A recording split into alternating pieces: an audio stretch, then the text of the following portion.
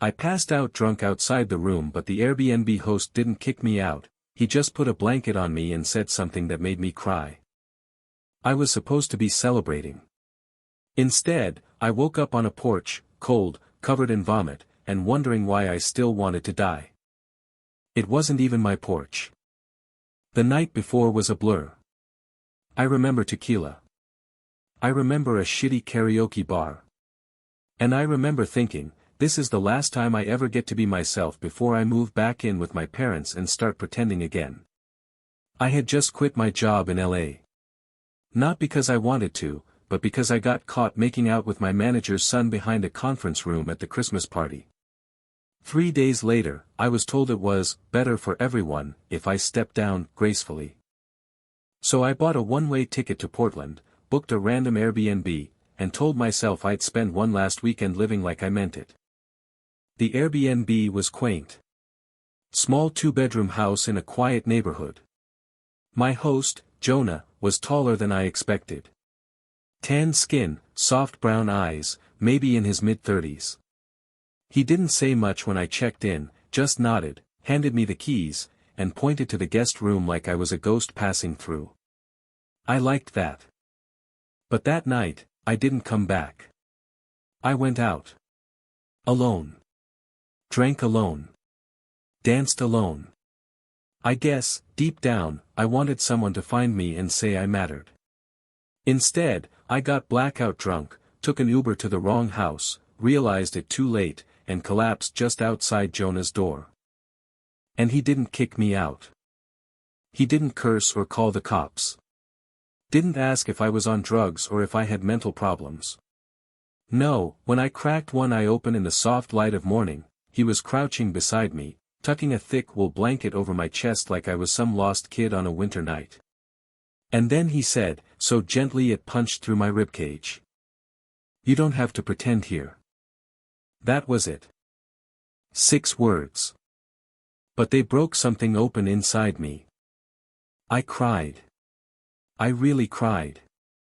Not the elegant, movie kind. The ugly kind. The kind with snot and hiccups and the kind of gasping that makes people uncomfortable. But Jonah didn't flinch.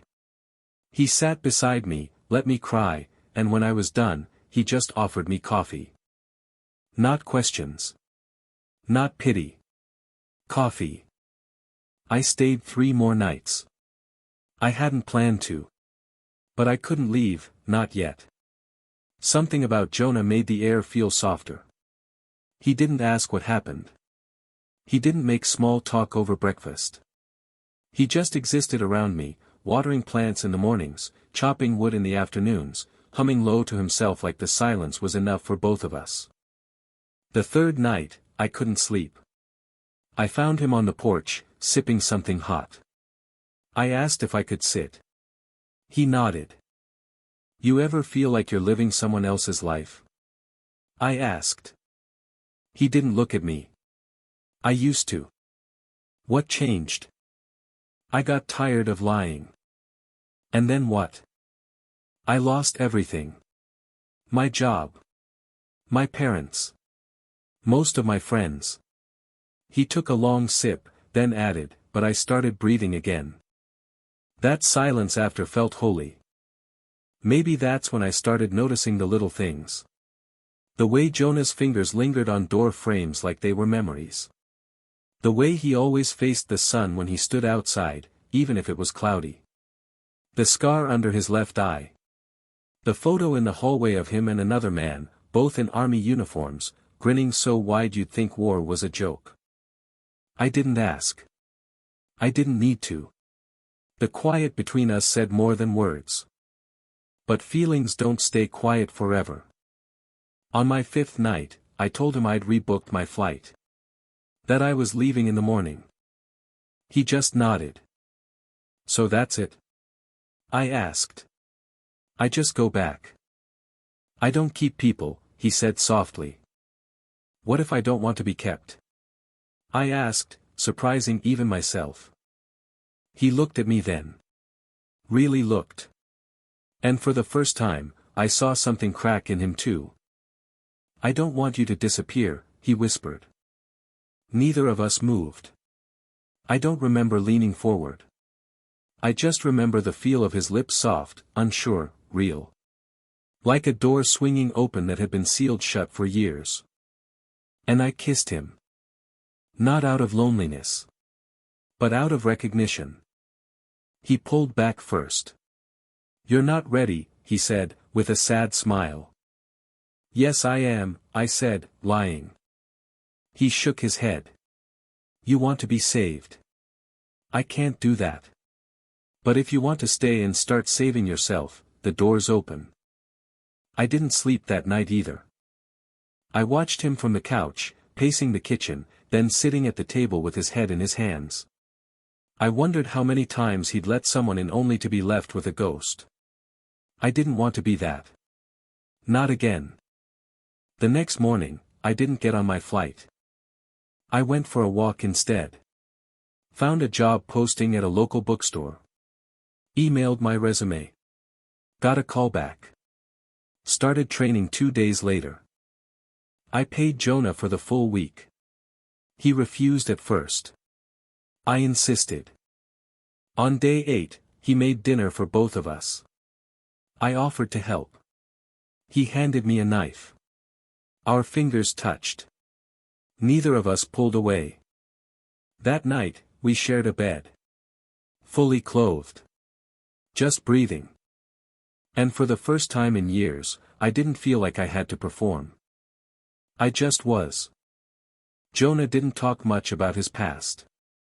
But it lingered in the spaces between his words, in the way he locked the front door twice at night, or how he sometimes winced when a loud truck passed by. I didn't press him. I just watched, listened, existed beside him like a page waiting to be written on. One morning, I found him on the back deck, sanding down an old wooden chair. His sleeves were rolled up, sawdust clinging to his forearms. "You fix furniture now?"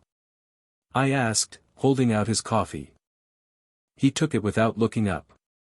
"It's a habit." "From what?" He didn't answer. So I sat. Crossed my legs beneath me like I was 7 again, waiting for story time.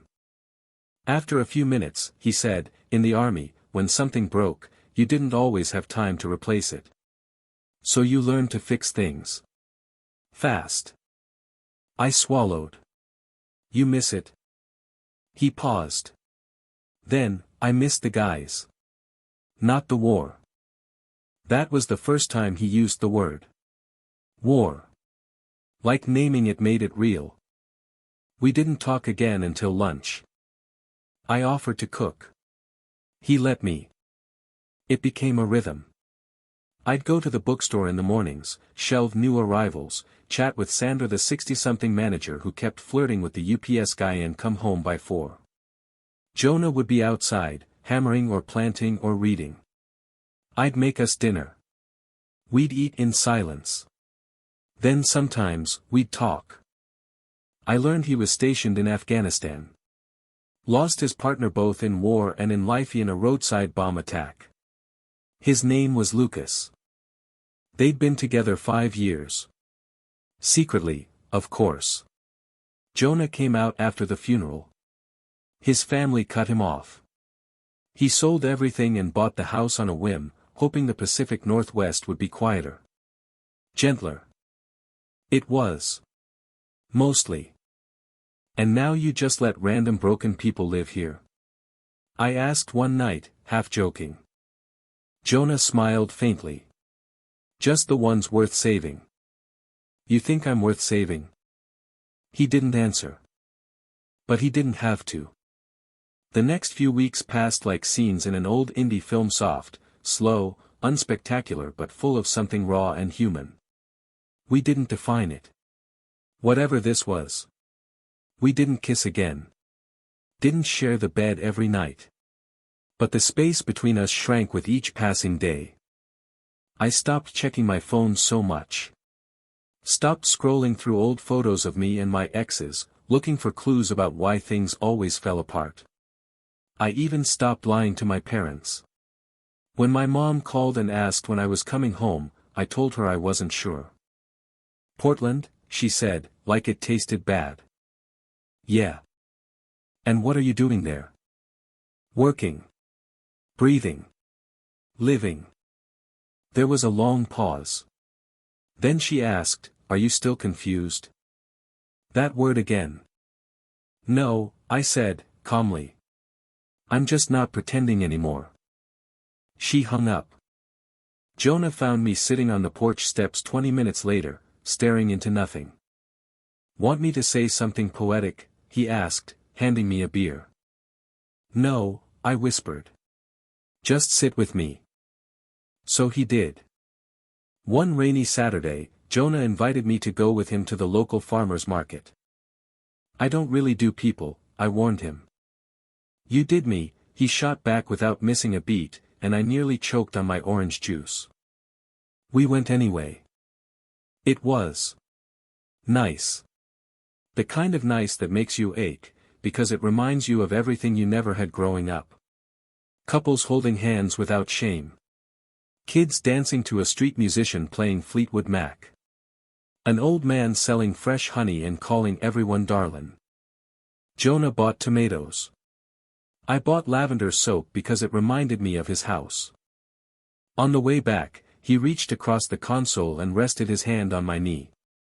He didn't look at me.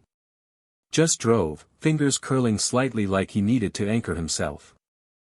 I didn't say anything. Just let the warmth of that touch bleed into my skin like sunlight. But nothing stays perfect. One night, I came home from work to find the guest room door wide open, the bed stripped. My chest clenched. I ran to the kitchen. Jonah was at the sink, back turned. "Are you kicking me out?" I blurted. He froze. "What?" "The room. It's you stripped the sheets." I thought. "I was washing them," he said, slowly turning around. "You spilled wine on the pillow last night, remember?" My face flushed. "Right. Yeah. Sorry." He looked at me for a long beat. Then asked, "Why'd you assume the worst?" I didn't answer. "Because I always did. Because people leave. Because love feels like a prank someone's waiting to reveal." "I'm not him," Jonah said softly. "Him who?" "Whoever taught you to run." I swallowed. "I don't know how to stay." "You're learning." The first time I told Jonah I loved him, it wasn't romantic. We were fighting. About the dishwasher of all things. I'd left the knives blade up again. He hated that. "It's dangerous," he snapped, slamming the drawer shut. "So is falling for someone who might leave again," I shot back without thinking. Silence. Then, under my breath, almost shamefully, "I love you, okay? There. You win." He didn't say it back. Just walked over, pulled me into his chest, and held me like the world was ending. And maybe, in a way, it was. We had good days and better days. The occasional hard one. But I started feeling like a person again. Like a man who wasn't a collection of regrets and bad hookups and shame. I even started writing again. Jonah would read over my shoulder sometimes, nodding along. "You're not bad," he'd tease. "You're not great at compliments," I'd say. We made it work. Until the letter came. A plain envelope. No return address. Postmarked from D.C. Jonah read it once, hands trembling. Then again. Then he set it down and stared out the window like it had started raining indoors. "What is it?" I asked. He didn't answer. Just stood up and left the room. I waited an hour. Then 2. Finally, I found him in the garage, sitting on the cold floor, holding a photo of Lucas. "They're giving him a medal," he said. "A medal?" "Posthumously. For something he did the night he died. They want me to come to the ceremony." "Speak." I nodded slowly. "You should." "I don't know if I can." "You can." He looked at me then, eyes red. Will you come with me? And for the first time in my life, I didn't hesitate. Of course. We flew to DC in early March. The sky was gray, and the air smelled like frozen metal. Jonah barely spoke on the plane. I held his hand through most of the flight, and he didn't let go once. The ceremony was hosted at the Pentagon. Clean-cut men in uniforms. Polished shoes. Empty eyes. I'd never seen Jonah so still. It was like someone had turned his soul into glass, and he was afraid the next breath might shatter it. They gave Lucas the Silver Star. Talked about valor, sacrifice, selfless action under fire. Words that sounded good in speeches and obituaries. Words Jonah had probably heard 100 times but never fully believed. When they called his name, he stood slowly, like every step weighed 1,000 pounds. I squeezed his hand once more before he walked to the podium. He didn't bring notes. Just looked out at the crowd for a long time and said. Lucas would have hated this. A few chuckles. Nervous. Curious. He wasn't a hero. Not in the way you want him to be. He was stubborn. Reckless. Loved beer and hated country music. He used to sing ABBA in the shower and never remembered birthdays. But he loved people. Deeply. And he loved me. A silence fell. Tight and electric. And the hardest thing, Jonah said, voice thickening, was not just losing him. It was losing him in a world where I couldn't tell anyone what he meant to me. Not then. Not openly. A long pause. So I'm saying it now. Because I want the next guy, the next Gennaro, be able to walk into a room like this and speak the truth without choking on it. He stepped back. That was it. No tears. No drama. Just truth. After, people clapped. Some stood. A few walked up to shake his hand. But most just watched from a distance, like he was radioactive. We left early. That night, we didn't talk. We lay in the hotel bed, fully clothed, staring at the ceiling. I could feel something shifting in Jonah. Something cracking open or falling apart. I didn't know which. Do you still love him? I asked quietly. He turned toward me. Yes. It stung.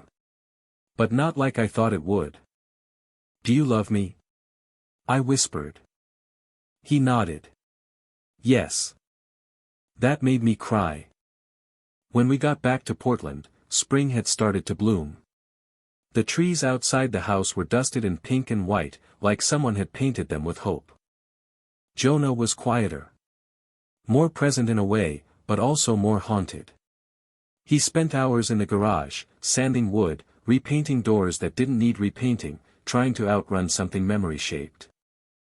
I let him. Grief is not a straight road. It loops. It dips. Sometimes it crashes. One night, I came home to find him sitting on the kitchen floor, a bottle of whiskey beside him, Lucas's photo in his lap. He was humming something low. Off-key. I sat beside him. He didn't look at me. I don't know how to hold both, he said. Both? Love for someone gone and love for someone here. You don't have to, I said. You just let them live in different rooms. And what if one of them wants to come back? Then you choose. He turned to me finally. Eyes red, but alive. I choose you. I want you. It was the first time he said it out loud. We kissed on the kitchen floor. We made love on that floor too. Slowly. With every light in the house off except the one above the stove. I could feel years of guilt sliding off his skin. And I met him there in the quiet, in the dark, in the space where healing happens. Things changed after that. Not in big ways. But in ways that matter. Jonah started sleeping through the night. He joined a local veterans group. I caught him humming ABBA once in the shower. When I walked in, he blushed and muttered, "Shut up." I laughed until my stomach hurt. We started hosting dinners. Small ones. People from the bookstore. Some neighbors. A queer couple down the street with matching tattoos and a three-legged dog named Biscuit. I finally told my parents everything. About the job I left. The men I'd loved. The one I was loving now. My mom didn't say much. My dad hung up halfway through. But I didn't break. Jonah was proud of me. He didn't say it, but I could feel it in the way he looked at me that night, as if I was finally becoming someone I didn't have to apologize for. One day in July, a woman knocked on our door. She was in her 60s. Short gray hair. Deep smile lines. She wore a faded sweatshirt that said Lucas Strong. Jonah froze when he saw her. "Jonah," she whispered. "Mrs. Hayes. Lucas's mother." They hugged in silence. Long trembling. She stayed for tea. Brought photos. Stories. A quilt made from Lucas's old shirts. Jonah held it like it was a holy relic. She said she found Jonah's speech online. That someone had posted it, and she watched it a dozen times. That it helped her mourn her son for who he really was. "Thank you," she said, eyes misty. "For loving him." Jonah couldn't speak. Before she left, she turned to me and said, "Take care of him. He's soft under all that strength." "I will," I promised. And I meant it. One evening in August, as we were lying in the grass watching the stars blink awake, Jonah whispered, "I want to build something." "You already did," I said, nudging his shoulder. He smiled. "I mean physically. Like. For others. A space. A retreat maybe. For vets. Queer folks. Anyone who needs silence and sky." "That's beautiful. I want to name it after Lucas. Not because I'm holding on. But because I'm letting go." I kissed his cheek. "I'll help you build it." He turned to me. "Will you stay?" "I'm already here." He rolled on top of me, laughter in his chest, warm and alive. "No more guest room. No more pretending," I said. And we kissed, beneath a sky that had seen everything and still kept showing up. We spent the next year building the retreat. It started with a broken-down barn behind Jonah's property. The wood was warped, the roof half gone, and the foundation sunk at one corner like it was mourning something. But Jonah saw potential. He always saw potential in timber, in silence, in people. I took weekends off from the bookstore. We worked until our hands blistered, then worked through the blisters. Poured concrete. Ripped out rot. Framed walls and wired outlets and sanded each board by hand. We painted it warm earth tones and filled it with soft blankets and mismatched mugs and shelves of books no one else wanted. We hung a plaque on the door, "The Lucas Room." Word spread faster than we expected. First came a trans vet from Arizona who just wanted a quiet place to scream. Then a non-binary teenager from Kansas who'd been kicked out for coming out. A retired nurse whose partner had died from AIDS in the 90s. A lesbian couple who had never kissed in public until they sat under our trees. Some stayed a night. Some stayed weeks. Some left notes folded under pillows. "Thank you for giving me a place to breathe." I remembered what sunlight felt like. "You helped me come back to myself." Jonah would pretend not to cry when he read them. But I knew the signs: his stillness, the way he stared at the same corner of the wall for too long, like the past was whispering to him. He never said he was proud of what we'd done. He didn't have to. He lived it. One night, long after everyone else had gone to sleep, we stood outside with mugs of tea. The stars were louder than usual. The quiet around us was full. "Did you ever think your life would look like this?" I asked. He shook his head slowly. "I thought I'd die at 30. Angry. Alone." I took his hand. "Same. And now? Now I want to live until I forget what it felt like to hide." Jonah leaned his forehead to mine. "You saved me, you know." I smiled. "No. You saved me. With a blanket and 6 words." We stood like that for a long time, just breathing. Months passed. We hosted more guests. We planted trees in honor of the ones who didn't survive. We added solar panels and built a fire pit and held weekly dinners for anyone who needed community. I started writing full-time. Essays, mostly. About grief and love and queerness and forgiveness.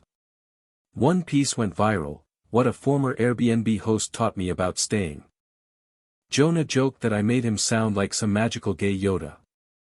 I told him that was exactly what he was. He still hated ABBA. I still sang it in the shower. Balance. Then one cold morning in February, I woke up and he wasn't in bed. I found him in the woods behind the house, kneeling in the snow. He was holding a photo of Lucas again, but his face wasn't full of pain anymore. 5 years today, he said softly. Since he died. I sat beside him. He was the first person I loved, Jonah continued. But he's not the only one. He's not even the best one. I looked at him. You are, he said. I couldn't speak. So I kissed him. And I said it again, I'm already here. That spring, we got legally married. Just the two of us and a justice of the peace who cried harder than we did. We wore matching linen shirts. No rings. Jonah wasn't the jewelry type, but we wrote our own vows. His ended with, you made me believe in afters. Mine ended with, thank you for keeping me warm, even before I asked. We didn't have a big party. Just a fire that night with our retreat guests, who all brought something to share, soup, a poem, a painted rock, a song. Someone made a candlelight path through the trees. Someone else made us laugh so hard Jonah spilled wine down his shirt. He didn't care. We danced barefoot on the dirt. It wasn't elegant. It was better. It was true. Years passed. Gray touched Jonah's temples. I got reading glasses I refused to wear. The retreat expanded. We added cabins. Trails. A community garden. A small memorial wall. One day, I opened an envelope from my parents. Inside was a wedding photo of Jonah and me, the one we sent with our holiday card. Someone had circled our hands, the way we held them. On the back, my mom had written. We see it now. And we're proud. It wasn't everything. But it was something. We framed it. Jonah never stopped grieving. But he stopped letting grief own him. Some nights, I'd find him staring at the stars, whispering things I'd never hear. Sometimes he cried. Sometimes he smiled. But he always came back to bed. One summer evening, decades later, we sat on the porch, old and soft and holding hands like teenagers. Do you ever think about how we met? I asked. He chuckled. You mean when I found you half-conscious, smelling like cheap gin and desperation? Exactly. I should have kicked you out. But you didn't. I didn't, he agreed. You saved me. He looked at me, eyes still brown, still soft. No. You saved yourself. I just gave you a place to start. I kissed the back of his hand. Well, you built a damn good place. When Jonah died, it was gentle. Peaceful. In his sleep, with my hand in his. A long, slow exhale that felt more like a song than a goodbye. The retreat held a ceremony. Dozens of guests returned. Some brought children. Some brought ashes of partners or friends they'd lost. We planted a tree in his honor. The tallest one yet. I sat beneath it for hours. Then I picked up the hammer. Because Jonah never taught me how to stop. Only how to build. And I'm still building. The Lucas Room is now part of a larger network. We house over 150 guests a year. We offer therapy. Workshops. Safe space. Some come for a week. Some stay forever. And every night, I still tuck in a few extra blankets. Just in case someone shows up at the door cold, broken, and waiting for someone to say the words that might save them. You don't have to pretend here. Because those words saved me once. And I'll keep saying them until they save someone else. The end. If you find it interesting, please like and subscribe to follow the next stories.